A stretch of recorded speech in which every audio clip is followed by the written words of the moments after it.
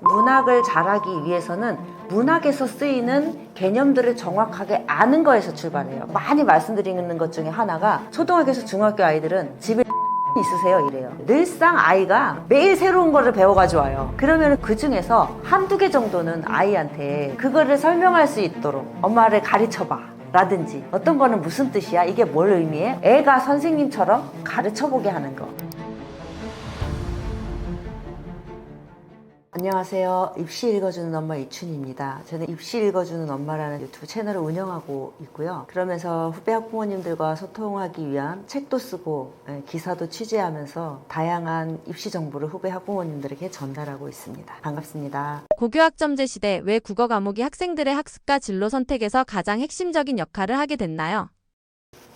고교학점제가 시작되면서 가장 중요하게 얘기하고 있는 게 이제 뭐냐면 평가의 변화예요. 평가가 기존의 9등급제에서 이제 5등급제로 바뀌었다는 것 외에 평가 방식을 바꿨는데요. 평가 방식이 과거에는 우리가 학교 시험 하면은 뭐 1, 2, 3, 4번 중에서 고르는 거, 1, 2, 3, 4, 5번 중에서 고르는 거, 우리가 그 선다형, 즉 객관식이라고 하는 시험을 우리 내신 시험으로 많이 생각했잖아요. 그런데 사실 최근에 수행평가 비중이 확대, 그 다음에 서술형도 학교별로 40% 정도, 40% 정도 이제 확대됐는데 그게 고교학점제가 되면서 논서술형 문항을 이것보다 더 확대하겠다라고 했어요. 그래서 수행평가와 논서술형 문항이 확대된다라는 거는 뭐냐면 서술형 문항이라는 거는 어떤 내용의 개념을 정확하게 서술 방식으로 설명하는 거고요.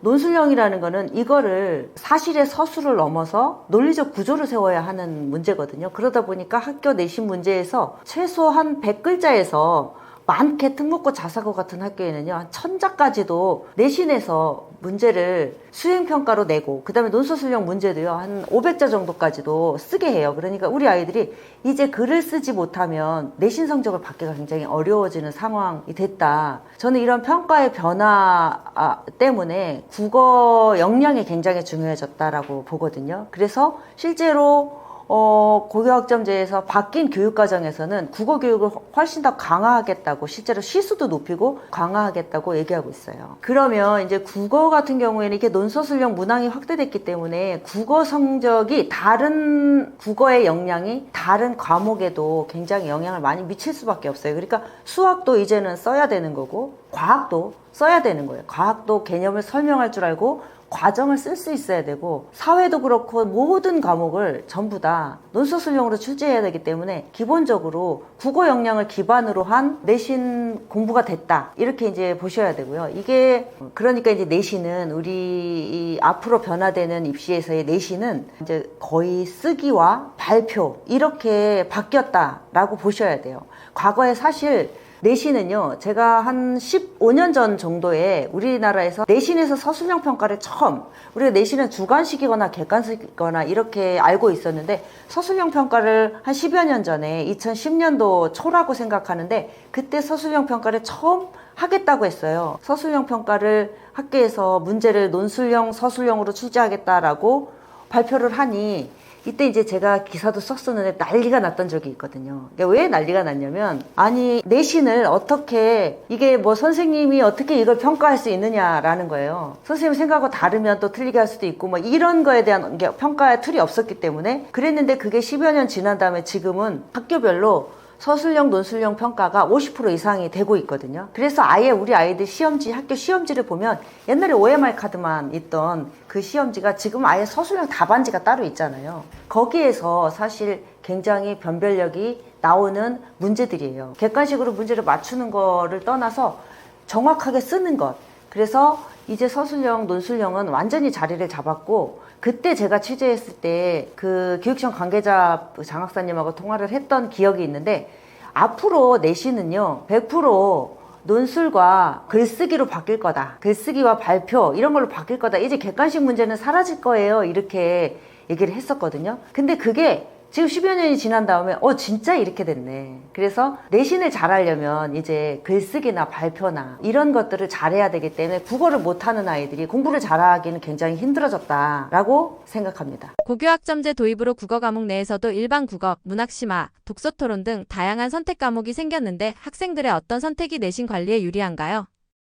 자, 일단 국어는요, 크게 그 2022 개정교육과정 상으로 봤을 때 국어는 1학년 때, 고등학교 1학년 때 배우는 공통국어 1을 고등학교 1학년 때 배우고요. 공통국어 2를 고등학교 1학년 2학기 때 배워요. 그래서 1학년 과정 우리가 공통국어라고 하고, 그 다음에 이제 2학년 때부터 국어 과목을 선택할 수 있거든요. 그래서 필수로 선택해야 되는 것은 뭐냐면 문학하고 독서라고 해요. 비문학이라고 하죠. 그래서 문학, 독서, 그 다음에 화법과 언어예요. 이 세 개의 과목이 일반 선택 과목이고 이게 수능 과목입니다. 그러니까 고등학교 교육과정에서 일반 선택 과목은 수능 과목으로 지정하게 돼 있거든요. 그래서 이거는 누구나 들어야 되는 거예요. 왜냐면 수능 과목이기 때문에 나 피할 수는 없어요. 그래서 모든 아이들이 들어야 되는 과목이 공통국어 1학년 때, 그 다음에 2학년 때 문학, 비문학, 그 다음에 이제 이게 3학년 때 개설될 수도 있는데 화법과 언어, 이 과목들은 모든 아이들이 다 듣는다, 이렇게 보셔야 되고요. 그 다음에 있는 과목들이 뭐냐면 진로 선택 과목이 있고 융합 선택 과목이 있어요. 그럼 이제 진로 선택 과목은 기본적인 국어 공부를 수능 것까지 기본적인 공부를 했으면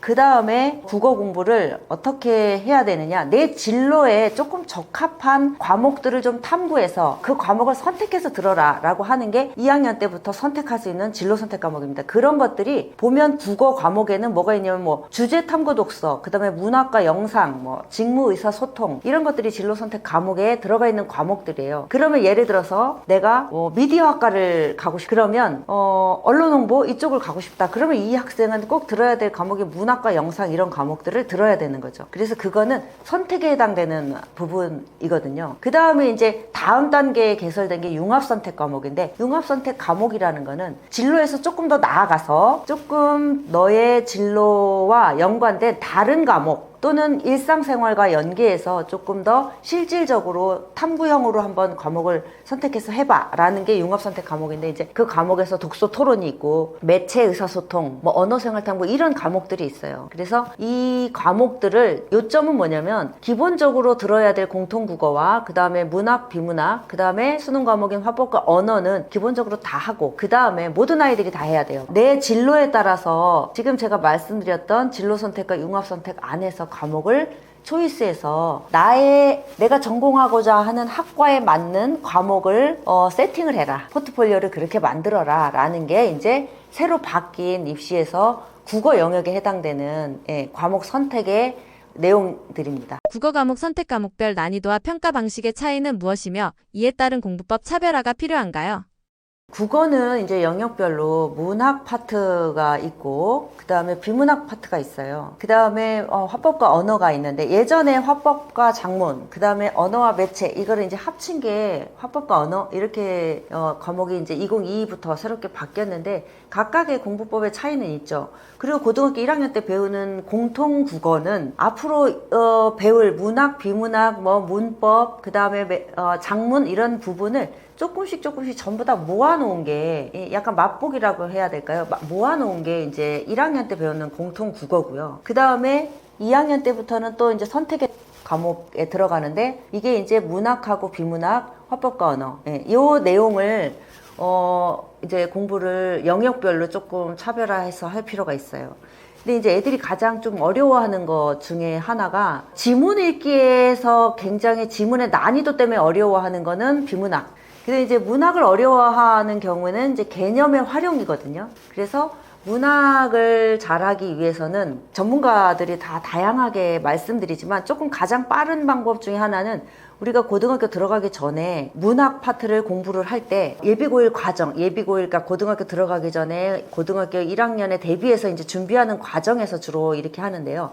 고등학교에서 배우는, 고등학교 문학 작품을 읽기 위해서 배우는 개념들이 있어요. 그러니까 문학 작품은 개념이 굉장히 중요해요. 문학을 잘하기 위해서는 문학에서 쓰이는 개념들을 정확하게 아는 거에서 출발해요. 그게 뭐냐면, 예를 들어서 국어의 문학 영역은 우리가 배웠지만 시, 소설, 수필, 희곡이에요. 그런데 이제 거기서 제일 중요한 게 시와 소설이잖아요. 그러면 이제 시를 한번 예를 들어보면, 우리가 어떤 시를 읽어내기 위해서 그 시에서 쓰이는 수사법, 그 시에서 쓰이는 어떤 화자, 쓰이는 어조, 그 다음에 그 심상 뭐 이런 것들을 우리가 사실 국어 시간에 배웠단 말이에요. 이런 것들을 개념이라고 해요. 그런데 이 개념이 고등학교 가면 중학교 때도 배우고 초등학교 때도 사실 다 배우는 것들인데 이게 고등학교 가면 굉장히 개념이 복잡하고 또 세분화돼서 많아져요. 은유법도 하나 배우던 거에서 뭐 5개 배우고 그 다음에 뭐 10개 배우고 이렇게 학년별로 올라가면서 점점점 세분화되는 거기 때문에 근데 이제 고등학교에서의 문학에서의 핵심은 어떤 거냐면 정말 내가 처음 보는 낯선 작품을 주고 이 작품에서 시적 화자의 상황을 뭐 읽어내야 돼요. 그리고 처음 보는 작품에서 수사법을 읽어내야 돼요. 이게 이제 우리 아이들이 해야 되는 그 문학에서 풀어내야 되는 부분이거든요. 그러니까 문학의 파트를 공부할 때는 정확하게 개념을 알고 낯선 작품에 이 내가 알고 있는 개념을 적용해서 풀어내야 되는 게 사실 이게 수능 공부예요. 그런데 내신은 조금 다행이게 내신은 어떻게 하냐면 교과서가 정해져 있단 말이에요. 지금 고등학교 교과서는요 몇 개가 있냐면 2022부터는 9개의 구종이라고 하거든요. 옛날에는 뭐 23종까지도 했었는데 지금 구종 교과서가 있는데 구종 교과서는 9개의 출판사에서 교육부에서 내려준 그 고등학교 교육과정에서 배워야 할 기본 개념들 이런 개념들을 출판사별로 다른 작품을 가져와 가지고 그 개념을 가르치거든요. 그렇기 때문에 내가 동아출판사 거를 보면 시의 화자를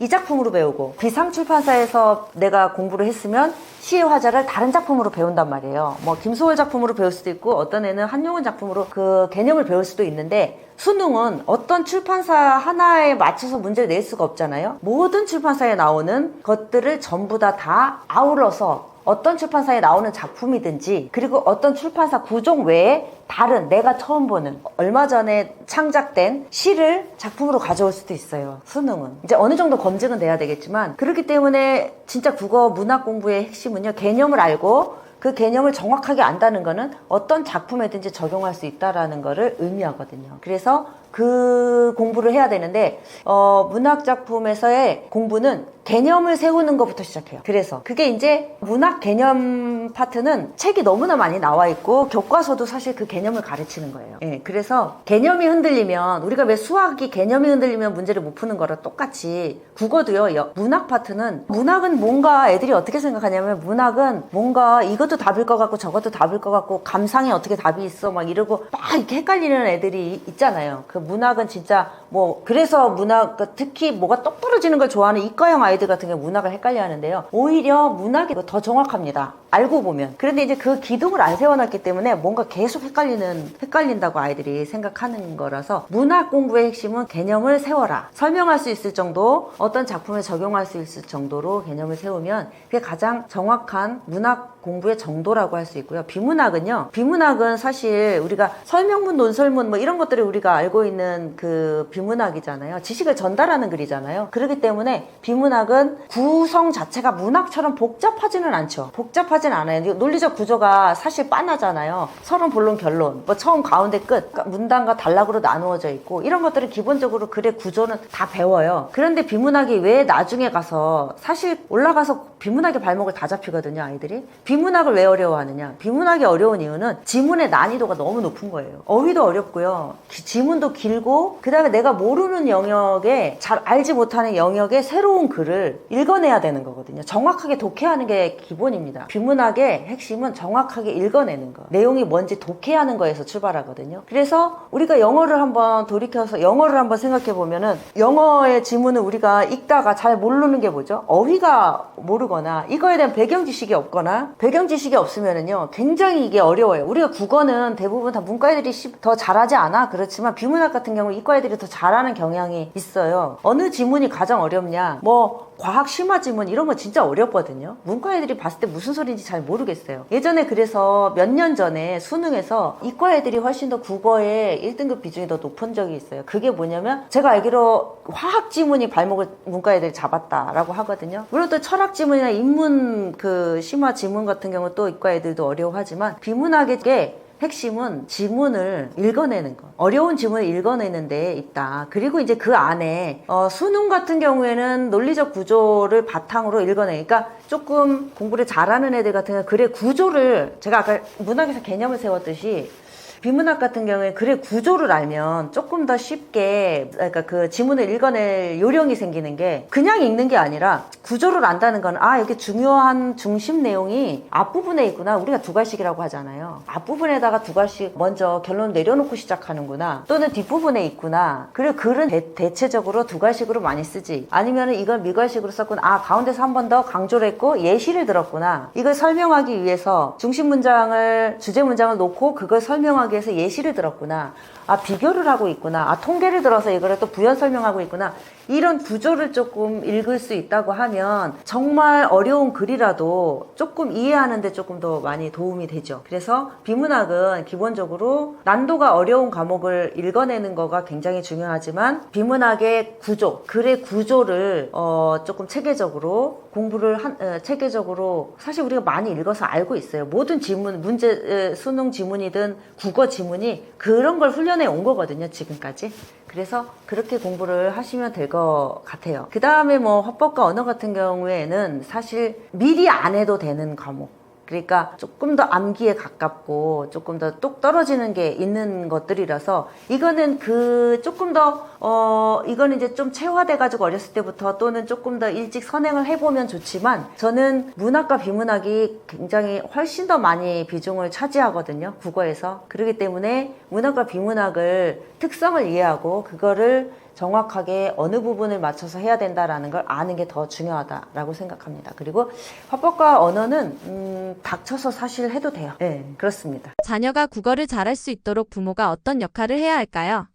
네, 국어를 잘하기 위해서는 저는 이제 국어는 정말 부모의 영향, 특히 이제 양육자의 영향이 크다고 생각해요. 주로 많이 엄마들이 양육을 하시는 경우가 많기 때문에 국어를 언어적인 측면에서 잘하는 거를 떠나서 저는 이제 입시 얘기를 주로 저는 많이 하니까 입시에서 국어를 잘하기 위한 거는요.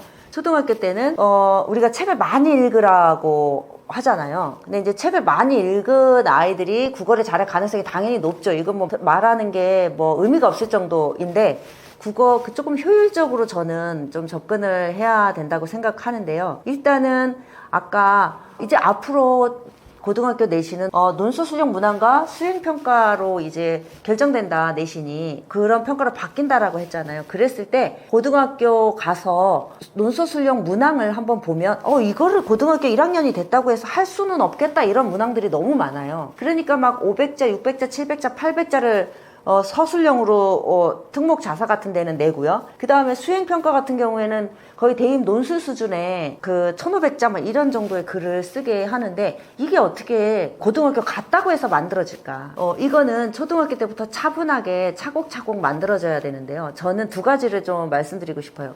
하나는 뭐냐면 지식을 지금은 글로 쓰고 너가 지식을 말로 해. 발표해. 그 다음에 너가 알고 있는 지식을 글로 써봐. 이렇게 평가하겠다는 거잖아요. 1번, 2번, 3번, 4번 중에 고르겠다는 게 아니기 때문에 뭐가 핵심이냐면 내가 알게 된 지식을 체화하는 게 중요한 거예요. 체화해야 내가 다른 사람 앞에서 설명할 수 있거든요. 설명이 기반이 돼야 그 다음에 논리도 세우고 근거도 찾게 되는 거거든요. 그래서 설명을 해야 되는데 이거는 핵심이 체화가 돼야 되는 거예요. 초등학교 때부터 어떤 내용이든지 알게 되면 그거를 자꾸 설명할 기회를 가져라. 그게 핵심입니다. 아이 머릿속에 많이 때려 넣는 것보다 하나를 가지고 계속 설명하게 하는 기회를 많이 주라는 얘기를 말씀드리고 싶어요. 그래서 저는 학부모 강연에서 많이 말씀드리는 것 중에 하나가 특히 중학교 정도까지는요. 초등학교에서 중학교 아이들은 집에 칠판 있으세요? 이래요. 그러니까 칠판 하나 사세요. 요즘 너무 좋은 칠판이 많아가지고 칠판을 하나 사서 늘상 아이가 공부하고 학교에서 아이는 매일 공부를 하거든요. 매일 새로운 거를 배워가지고 와요. 그러면 그 중에서 다 하지 않더라도 그 중에서 한두 개 정도는 아이한테 그거를 설명할 수 있도록 엄마를 가르쳐봐 라든지 어떤 거는 무슨 뜻이야? 이게 뭘 의미해? 예를 들어 어떤 게 있어? 이런 것들을 애가 선생님처럼 칠판에서 가르쳐보게 하는 거. 그리고 칠판에다 늘 써놓는 거예요. 어떤 걸 배우면은 그림도 그려보고 마인드 매핑도 해보고 그려보는 거죠. 그리고 핵심은 뭐냐면 애들이 그냥 설명해봐 그러면요 기분 나빠해요. 나 테스트 하나 아나 모르나 테스트 하나 이렇거든요. 근데 그게 아니라 내가 정말 궁금해서 묻는 거고 애가 그런 것들이 설명하는 게 굉장히 즐거운 경험을 만들어줘라. 이게 중학교 한 1, 2학년 때까지도 하기 어려울 거예요. 왜냐면 이게 초등학교 때 때 애들이 할 수 있는 거거든요. 중학교 때 누가 엄마 앞에서 묻는 거에도 대답을 안 하는 상황인데 누가 설명을 하겠어요. 근데 하던 애들은요, 해요. 나중에 자기 방으로 칠판 가지고 들어가서 자기가 설명하더라도 해요. 제가 옛날에 공신들 인터뷰를 많이 했었거든요. 그런데 그 학생들한테 제가 초등학교 때 어떻게 공부했어? 중학교 때 어떻게 공부했어? 이게 스토리를 항상 물어보는데, 그때 정말 많은 애들, 10명 중에 한 7, 8명이 꼭 하는 애들 하는 말 가르쳤어요. 친구를 가르쳤어요. 뭐 엄마한테 설명했어요. 의대 간 친구 여학생인데, 의대 간 친구는요 제 기억에 남는데, 외동이에요. 걔가 외동인데 어떻게 공부했냐면, 저한테 설명을 하는데 의자에다가 그 곰돌이 인형 있잖아요. 집에 있는 곰돌이 인형을 이렇게 딱 앉혀놓고 얘한테 설명을 했대요. 이게 굉장히 좋아요. 예, 어떤 걸 설명할 기회를 가지는 거. 예, 저는 그런 환경을 많이 만들어 주셔라. 그리고 칠판 놓고 하잖아요. 그럼 초등학생 애들이 엄청 즐거워해요. 신나가지고 막 하고, 막 이렇게 자기가 또 뭘 할 때 공부라는 게 머릿속에 글을 그려보면은 이게 금방 잊어버리잖아요. 근데 이걸 마인드 매핑을 해보거나 구조화해보거나 그러면 한눈에 쏙 들어와요. 그리고 또 그런 것들도 있고, 이렇게 이제 내가 알게 된 거를 설명하는 거를 굉장히 뭐 한 초등학교 때부터 쭉 한 중학교 때까지 한다고 하면 얘는 공부를 못할 수가 없어요. 그리고 또 하나는 써보기를 해보는 건데, 요즘은 일기를 잘 안 쓰잖아요. 왜냐면 이제 학교에서 강제하지 않기 때문에. 근데 이제 뭐 블로그나 뭐 애가 자기가 알게 된 내용을 학습적인 일기로 써보게 하라는 거죠. 블로그에다 써도 되고 뭐 노트로. 왜냐면 애들이 일기를 한 5, 6학년만 돼도 일기 싫어하잖아요. 일기를 싫어하는 이유 중에 하나가 뭐냐면, 내 사생활을 왜 선생님이 보고 내 사생활을 왜 엄마가 봐, 이래서 싫어하는 건데, 그게 사생활이 아니라 너의 공부 스토리야, 공부의 기록이야. 이러면 또 이게 하나도 부끄러울 게 없잖아요. 그래서 일기로 오늘 알게 된 개념을 찾아봐도 돼. 사전에 찾아봐도 교과서에 있는 내용을 정리해도 되고, 그걸 가지고 자기가 느낀 점을 쓰고, 그 다음에 그거에 대한 예시를 쓰고, 그거에 대한 응용 문제도 풀어보고, 그 내용을 그냥 하나씩, 모든 걸 글로 쓰라는 게 아니라 하나씩. 그러면은 이게요, 체화되는 과정이에요. 말로 해보고 글로 쓰는 게 가장 체화되는 과정이거든요. 이게 체화되지 않으면, 이게 그래서 우리가 객관식으로 학력고사 때 객관식으로 문제 풀어가지고, 학력고사 뭐 수능은 조금 더 다른 유형이지만 암기만 잘해서는 절대 안 된다는 건 이제는 아시잖아요. 그래서 딱 배우고 나서 시험 한번 보고 나면 머리 한번 흔들면 다 떨어져 나가는 지식, 이런 건 하지 말라는 거예요. 이제는 계속 수다스러워야 되고 말해야 되고, 그런 환경을 많이 저는 만들어줘라 라고 하고 싶어요. 이게 이제 국어를 잘할 수 있는 첫 번째고, 두 번째는요, 책을 읽어라는 건데, 이제 요번에 제가 지금 말씀드린 게 뭐 글쓰기와 말하기라면, 요번에 이제 독서거든요. 어떻게 책을 효율적으로 읽게 만들까, 좋아하게 만들까. 이거는요, 어떻게 할 수 있냐면, 교과하고 연계된, 그러니까는 저는 전집 같은 거 사놓고 막 50권 100권짜리 전집 사놓고 이거 순서대로 읽어, 이게 최악이에요. 더 안 읽어요. 책꽂이에 꽂힌 그 책 막 50권 100권 책을 보는 순간 숨이 넘어가거든요. 왜냐면 이제 엄마는 그거를 비싸게 주고 샀으니까 어떻게 해요? 빨리 제가 읽어야 내 본전을 뽑는데, 이게 엄마의 생각이잖아요. 근데 아이는 저거를 엄마가 나를 읽으라고 지금 종용하고 있어, 이렇게. 근데 나는 빨리 유튜브 보고 싶고 막 이렇거든. 그러니까 이제 이게 아니라 학교에서 배우는 과목과 또는 학교에서 배우는 내용과 연계된 연계도서가 있어요. 그러니까 이거를 우리가 교과 연계도서라고 하거든요. 교과 연계도서 목록을 가지고 그냥 필요할 때마다 사는 게 좋아요. 모든 공부의 기준은 교과서에다 놓고 하는 거거든요. 뭐 예를 들어서 교과서에서 역사 시간에 실학에 대해서 배운다? 그러면 실학과 관련된 뭐 정약용, 뭐 박지원, 이런 것들을 책을 그때 가져오는 거예요. 그러니까 교과서에 나와 있는 내용과 연계된 도서를 읽는 게 가장 효과적이고 효율적이에요.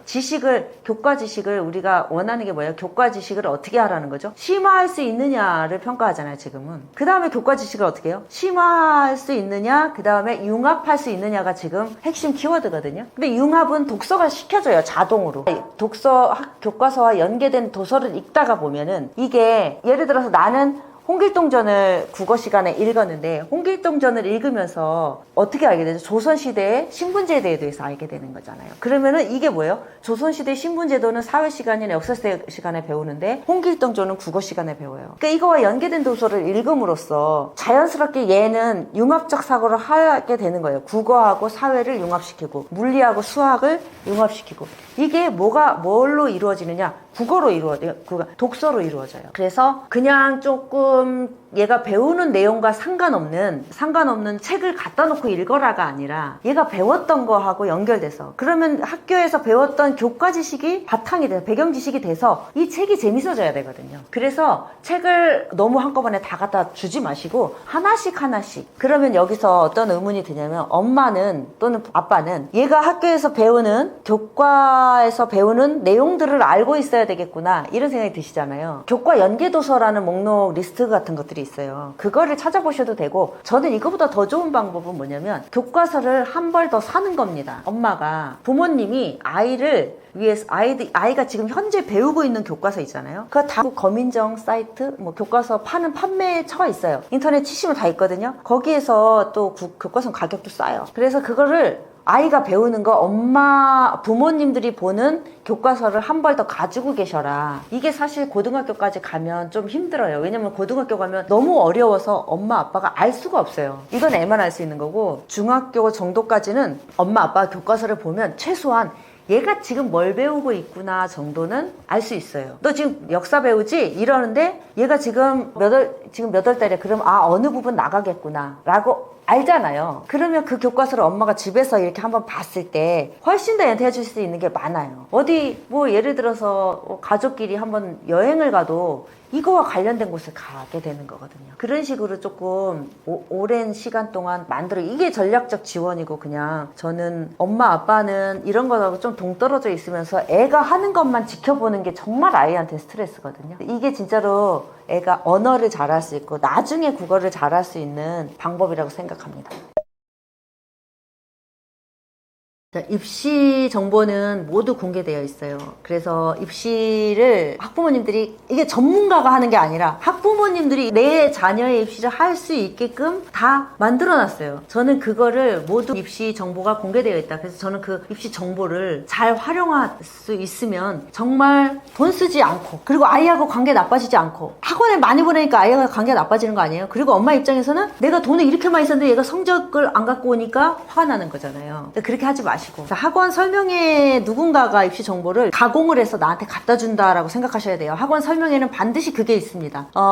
저 같은 사람이, 이해관계가 없는 저 같은 사람이 드리는 말씀은 어머니들, 아버님들을 어디로 제가 데리고 가려고 하는 게 아니잖아요. 그냥 믿으셔도 되는데, 학원 설명회를 가잖아요. 근데 학원 설명회는 일단 기본적으로요, 불안을 만들어서요, 이렇게 안 하면 큰일 납니다. 이게 불안이잖아요. 그러면은 내가 해줄 수 있습니다. 이게 희망을 주겠다는 거예요. 그러니까 불안을 만들어서 희망을 파는 게 이제 학원의 메커니즘이에요. 그런데 이 사람들이, 학원이 이거를 정보를 본인들의 입장에 맞게 가공을 하는 거예요. 모두가 공개되어 있는, 학부모님들도 볼 수 있는 정보를 본인의 입장에 맞게 가공을 해서 학부모님들한테 설명회 때 말씀을 드리잖아요. 그래서 모든 학부모님들이 설명회를 갔다 오면은 심장이 벌렁벌렁거리고 정말 불안해져요. 더 불안해져요. 그러면 이제 그걸 보는 엄마, 그 모습을 보는 아이는 더 불안해지고 짜증이 나요. 설명회 갔다 오면 어떻게 해요? 야, 이리 와봐 하고 애 앉혀놓고 어떻게 해요? 내가 오늘 들었던 거 애한테 다 전달해주고 싶잖아요. 근데 애는 그걸 다 알거든요. 그거 하지 마시고 정말 담담하게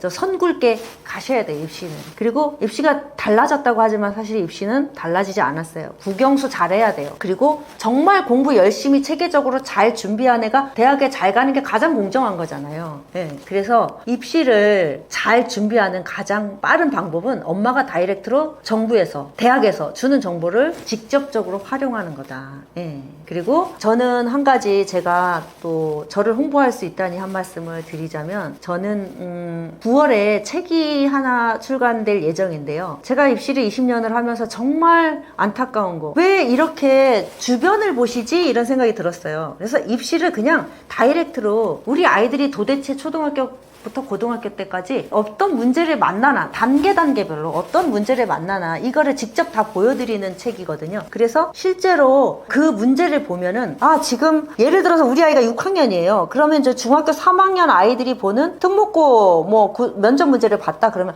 우리 아이가 16살이 돼서, 중3이 돼서 16살이 되면 이 정도의 문제는 풀 수 있어야 되는구나. 그리고 여기서 묻고자 하는 거는 이러이러한 것들을 묻는 거구나. 이러이러한 능력이 요구되는구나. 그리고 이런 문제는 어디에서 나오는구나. 이거를 보실 수 있거든요. 남들이 해주는 얘기 보지 마시고 직접 보시라고, 그런 간절한 마음에서 제가 책을 썼는데, 9월에 책이 나오면 다시 한번 찾아뵙도록 하겠습니다. 감사합니다.